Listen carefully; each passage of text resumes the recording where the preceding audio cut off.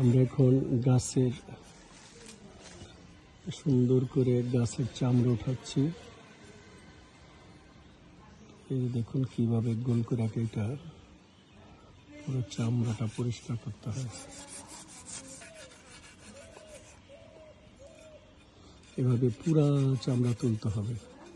পুরা চামড়াটা ছিলে নিয়েছি, পুরা চামড়া। আমি এটাকে মাটি দিচ্ছি, মাটিগুলো দিব।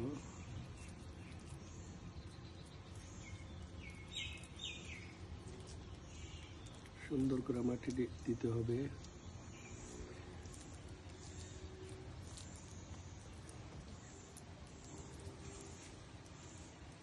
লাগিয়েছি, এরপরে আমি পলিথিন দিয়ে পেঁচাবো। এটা দিয়ে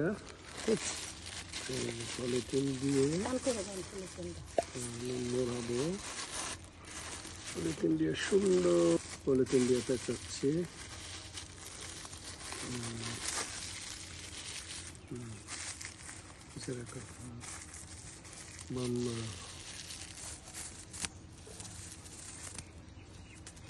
পেঁচানো শেষ, এটার প্রসেসিংটা শেষ হয়ে গেছে। 20 দিন পরে এটাকে আমরা কাটবো।